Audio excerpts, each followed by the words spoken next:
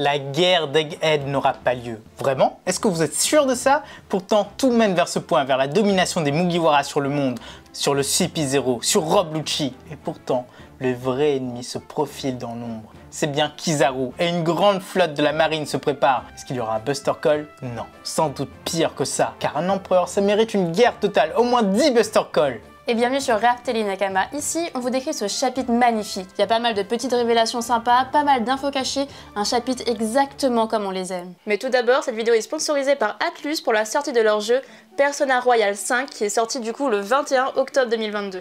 Ils nous ont demandé de faire un avis honnête sur le sujet, sur le jeu, ce qui s'appelle la confiance et qui nous plaît énormément.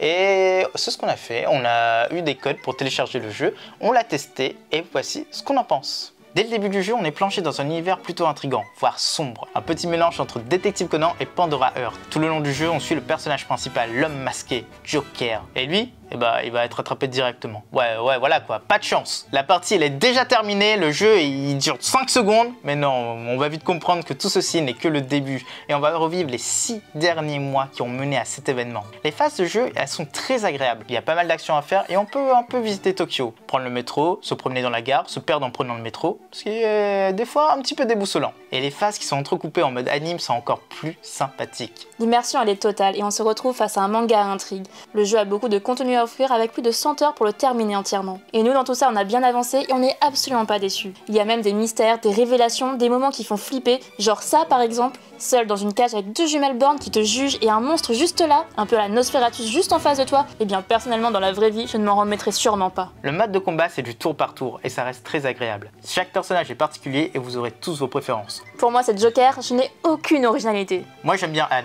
bon, ne me jugez pas. Bref, on ne vous dit pas plus sur le gameplay et sur l'histoire, franchement testez-le, il est vraiment très sympa.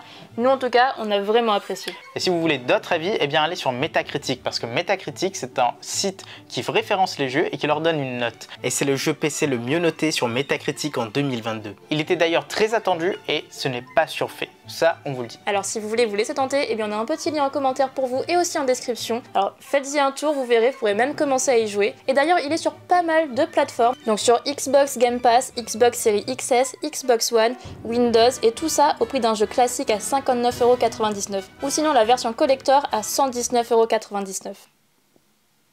La page de couverture, elle est totalement collector. Sans blaguer, là on a les maths au grand complet, semble-t-il. Et ça fait quelque chose de les voir. On entend parler des maths depuis assez longtemps maintenant, depuis Wano, depuis le combat entre Queen et Sanji. Et là, on voit les maths au complet. Il y a des surprises, on vous le cache pas, il y a d'énormes surprises. Le premier qu'on voit, c'est bien Vegapunk, qui en fait est totalement reconnaissable. Il a déjà mangé son fruit, ça se voit avec la tête. Étonnant. Il a l'air super jeune, mais surtout il y a un côté qui est un peu déformé. Je pense que c'est un défaut du dessin, c'est pas très grave.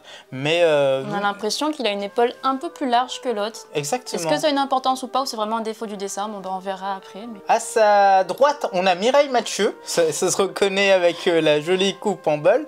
Et c'est César. César est mieux maintenant. D'ailleurs, on voit pas cette effusion de gaz autour de lui. On se demande s'il avait pas... Et là, à l'époque, peut-être qu'il avait pas encore mangé son fruit du gaz. Ce serait assez logique en vrai. Juste à côté, eh bien... Vous n'allez pas le croire, mais on a Queen. Il est juste bien plus maigre, mais il a toujours son style, donc avec ses rayures. Ça, je pense qu'il n'a pas changé. Ça fait bizarre de le voir comme ça, mais ça reste Queen, nous on l'apprécie.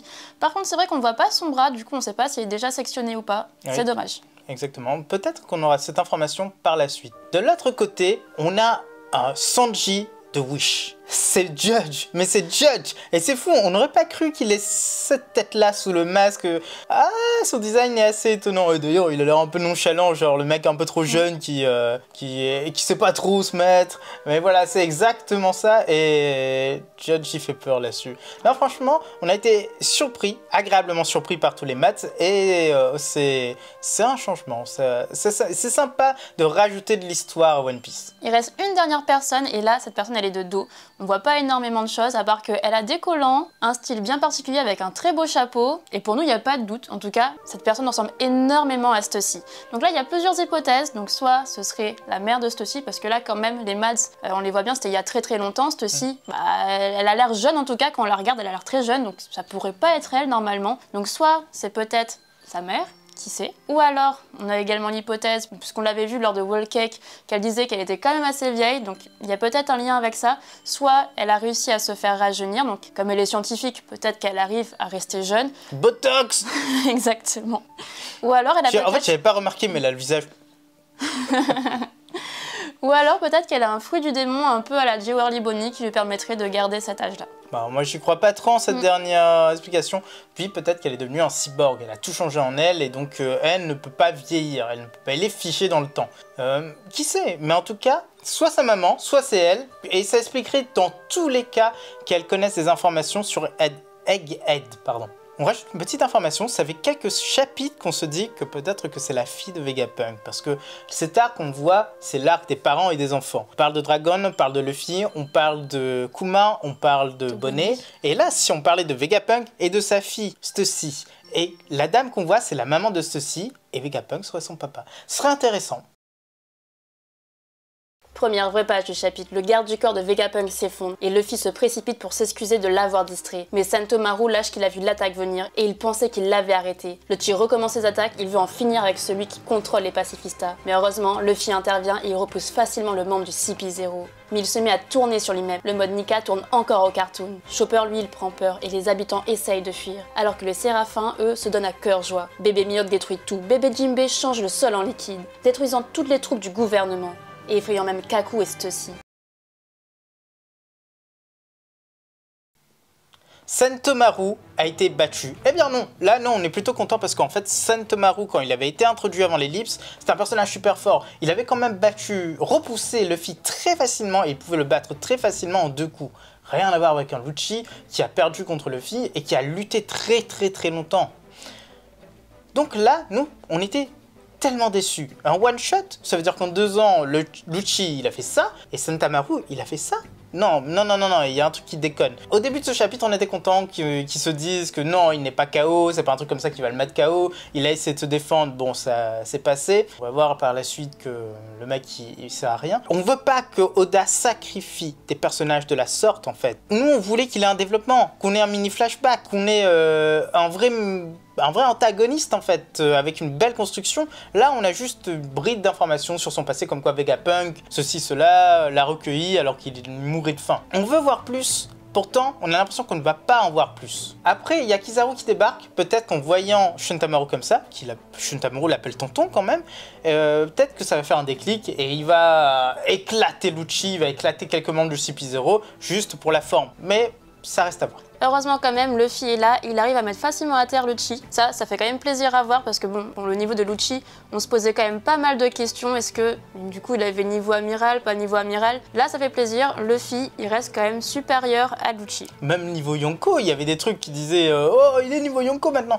Nous on s'était demandé est-ce qu'il est niveau Yonko? Il a l'air de rivaliser avec Nika. C'était assez bizarre et nous on l'a bien dit, on trouvait ça bizarre et pas très logique. Non. Là, ce qu'on apprend, c'est que Luffy s'amusait réellement.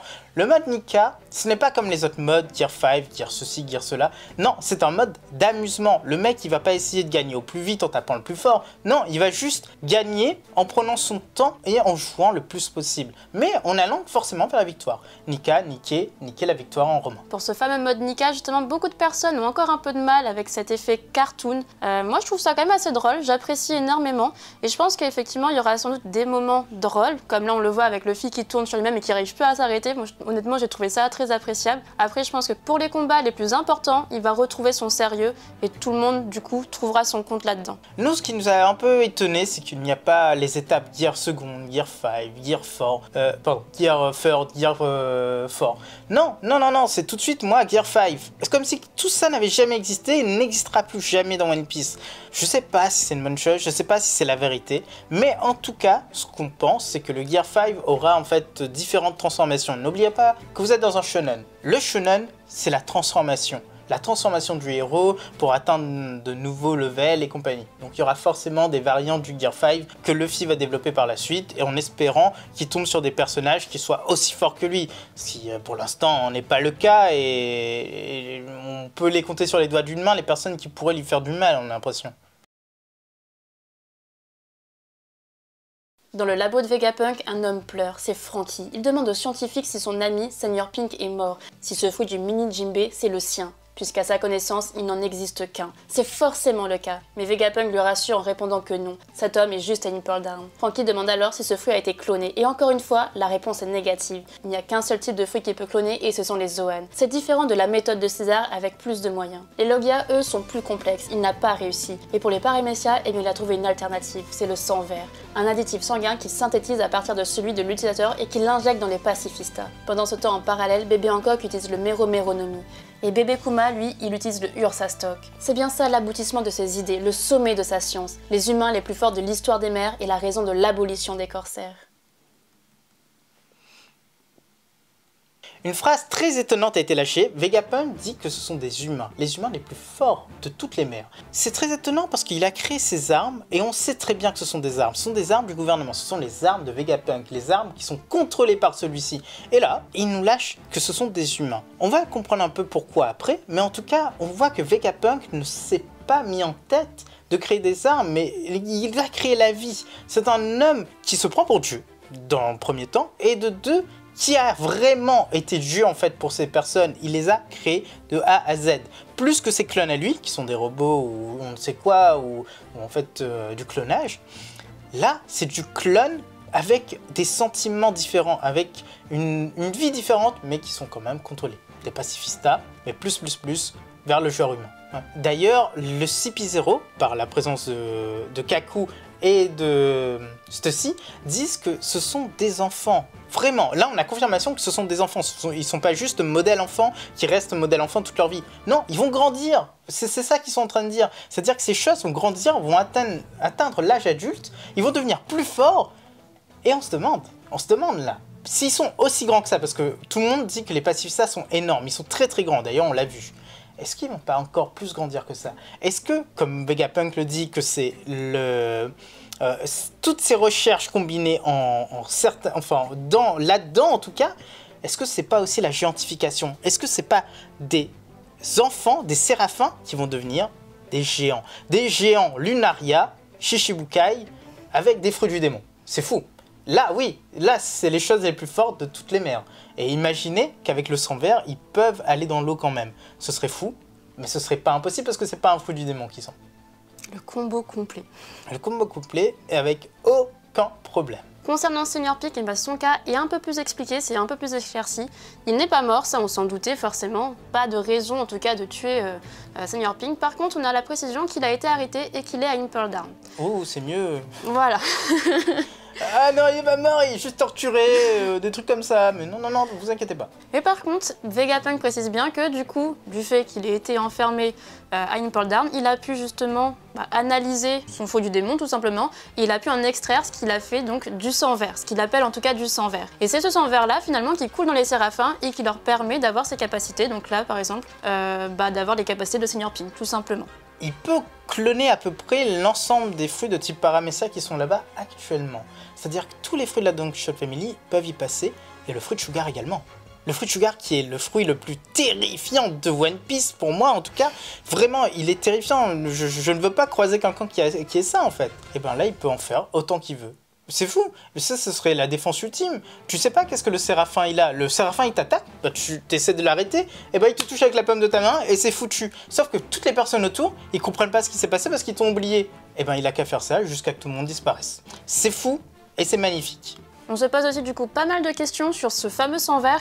Est-ce qu'on peut le mélanger tout simplement et faire avoir plusieurs capacités? Ça serait quand même pas mal. D'ailleurs on se pose la question pour Teach si ce serait pas déjà le cas, s'ils n'auraient pas fait un séraphin Teach avec, je sais pas, son fruit peut-être déjà actuel ou ce genre de choses. Son fruit actuel c'est pas possible comme c'est un Logia et il ne peut pas le faire. Mais déjà avec le Mero-Meronomi et le fruit de Kuma, franchement ça serait déjà pas mal. Nous en tout cas on aimerait voir ça. Barbe Blanche a perdu énormément de sang à Marineford. Donc ce sang aussi a pu être récupéré par Vegapunk, on l'avait déjà dit, pour créer un séraphin.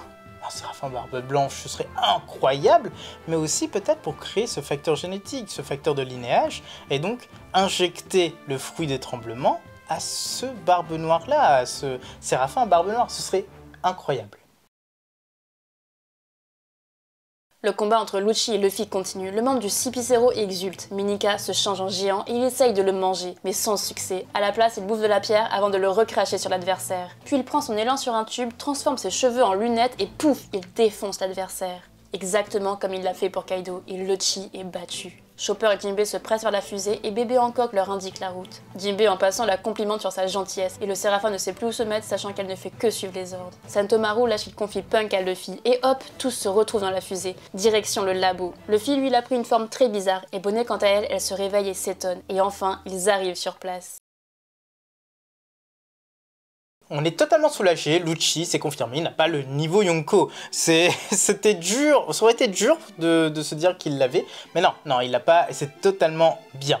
Par contre, Luffy s'est très bien amusé. Et d'ailleurs, il y a quelques clins d'œil, un clin d'œil surtout, c'est quand celui-ci essaie de s'éjecter et il prend ses cheveux pour faire des lunettes de soleil, ce qui n'a pas de sens parce que le mec, il n'y a rien qui éblouit. C'est une petite référence sans doute à Dragon Ball. On sait que Oda est un très grand fan de Dragon Ball et il y a un moment où Sengoku vole les lunettes de Tortue Géniale et le met sur ses yeux. Non, c'est sans doute une petite référence à ça et c'est drôle. C'est drôle, et puis voilà. Ça veut dire aussi que Luffy maîtrise de plus en plus son fruit, il peut créer des choses à partir de rien. Il se rend pas forcément compte à notre avis, mais ça arrive. Bon, il le maîtrise, c'est encore un peu moyen, parce qu'on a vu, il s'est mis à tourner, il a pas réussi à s'arrêter. Il y a encore des efforts à faire, je pense, à ce niveau-là. Ouais. Par contre, pour Bébé Hancock, nous, on la trouve adorable. On adore le fait, finalement, qu'elle puisse avoir des sentiments, qu'elle soit toute timide là face à Jinbei.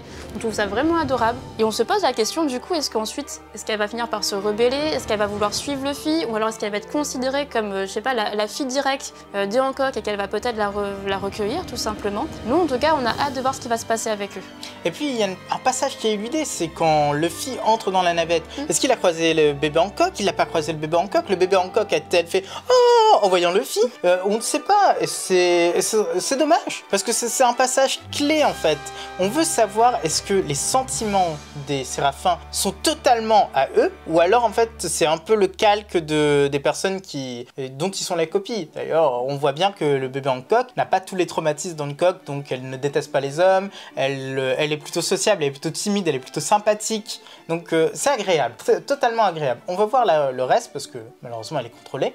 Mais on veut voir le reste. Du coup, c'est possible qu'elle ne réagisse pas en voyant Luffy, parce que si elle n'a pas les traumatismes liés à l'esclavage qu'a subi Hancock, elle n'a pas non plus les sentiments que Hancock peut avoir vis-à-vis de Luffy. Bonnet qui se réveille et qui comprend pas qui est à côté alors que c'est juste Luffy, c'est assez drôle. Luffy qui prend cette forme alors qu'il vient d'utiliser Nika, ça aussi c'est sympathique d'avoir un contre-coup, même si on l'a vu à Wano, ce contre-coup peut être paré par l'imagination de Luffy, de Nika. Pourquoi pas, mais nous on veut un vrai contre-coup à Nika, sinon la puissance serait terrible et il n'y aurait absolument pas de palpitation pour les prochains combats. Et, bien sûr, Bonnet, elle veut toujours tuer Vegapunk, en tout cas trouver et le forcer à dire que tiens, soigne mon papa, sinon ça va mal se passer. Du côté du CP0, Sentomaru est à terre, il a été définitivement vaincu. Le Chi a été soigné, ils ne veulent pas attendre la marine. Le groupe auprès de Vegapunk s'étonne que le gouvernement veuille le tuer, et le vieil homme se dit heureux que l'équipage d'un empereur se soit retrouvé sur place. Il va venir avec eux. Forcément, Usopp et Franky hurlent de joie. Nami s'en étonne et Sanji lâche qu'il faut maintenant désactiver les bots. Bonnet se dirige vers eux pour tuer Vega. Le CP0 a pris le contrôle de tous les Séraphins, et ils veulent tuer tous les Vegas. Et enfin, des navires de la marine débarquent sur les lieux, avec à leur tête le fameux Kizaru, l'amiral lumière. Il lâche que ni les pirates ni les Vegas ne partiront d'ici, que tous les navires débarquent sur Egghead. Et là, c'est la fin du chapitre. La fin est incroyable, mais Sentomaru, c'est un peu con parce qu'on savait qu'il allait perdre si on le laissait tout seul. Luffy aurait pu au moins le sauver. Ok, ça aurait rien changé parce que si il est ramené avec lui, les ordres ne peuvent pas être donnés par Denden Mushi. Donc forcément, le CP0 aurait pris le contrôle des Séraphins tout de suite. C'est dommage, mais en même temps, là le mec il est en train de crever. En plus c'est Kaku qui l'a battu, la loose totale. Hein. Mais bon, d'ailleurs peut-être que Kaku a une forme éveillée aussi, hein. On ne sait pas. Mais il a été battu. La tristesse, elle est là. Bonnet qui va toujours vers Vegapunk, ça on l'avait dit, il fallait s'en douter. Et ça va être très intéressant. Et enfin Vegapunk qui va aller sur le bateau. Non, ce ne sera pas un Mugiwara, mais ce sera un compagnon de voyage au même titre que Momo, que Kinemon et compagnie. Et sans doute qu'il va les aider à faire pas mal de choses. Qui sait ce qu'il va faire en fait sur le bateau? Qui sait? Parce que bien sûr il va réussir à s'évader. Vegapunk ne va pas mourir. Il a trop de choses à faire et puis on sait bien qu'il va créer Internet dans One Piece. Il ne va pas mourir. Et Kizaru, il est là, il est en train de débarquer. Donc là, on l'attendait avec impatience, forcément, depuis le dernier chapitre, déjà, on avait vu qu'il allait venir. Mais du coup, on se pose la question, est-ce qu'il va d'abord passer peut-être par le bateau des Mugiwara? Est-ce qu'il va croiser Zoro? Est-ce qu'on va voir qu'il a le Haki des rois ou ce genre de choses? Ou est-ce qu'il va directement rentrer dans Egghead? On se pose encore pas mal de questions. Et puis, il y a toute la flotte qui débarque, donc ils vont entourer l'île et compagnie. Nous, par contre, on se dit qu'il y a une info incroyable dans ce chapitre, c'est bien le fait que les Logia ne peuvent pas être clonés. Comme si que les Logia étaient dans un univers différent, ils étaient supérieurs. Oda l'avait bien montré avant l'ellipse, les Logia étaient bien supérieurs à tous. Bon oui, les Zoan mythiques c'était un peu compliqué, mais non, là on dirait qu'il veut remettre les Logia sur le devant de la scène en disant que tiens, il y a peut-être un éveil ou quelque chose comme ça, un truc tellement puissant que même Vegapunk ne peut pas les cloner et en faire des séries. Et Kizaru peut-être qu'il va nous montrer ça. S'il montre un éveil, on est super content, on sera waouh. Et s'il montre l'éveil et donc tous les Mugiwara sont obligés de fuir parce que vraiment il est hyper puissant comme ça redonne énormément d'espoir en fait dans les combats qui vont arriver après pour Luffy contre Akainu peut-être, Luffy contre je ne sais qui, ou alors même Sabo qui aura un éveil magistral, Sabo éveillé contre Akainu éveillé, c'est la vengeance d'Ace et ce serait génialissime. Vraiment, ce serait incroyable. Et d'ailleurs, petite remarque dans des modos, Tox, Egghead est en train de s'élever dans le ciel petit à petit. On voit, il y a un chiffre sur le côté, et ce chiffre n'arrête pas d'augmenter, et là, il est à 99. Est-ce que c'est un chargement, ou alors c'est vraiment la hauteur où ils sont? Ça, c'est à déterminer. Peut-être qu'à 100%, le truc va se téléporter, ou alors que, parce que de toute façon, il faut bien sauver le cerveau qui est là-dedans. Ils vont pas le laisser le cerveau, parce qu'il suffit de détruire le cerveau. Le Vegapunk, c'est un légume.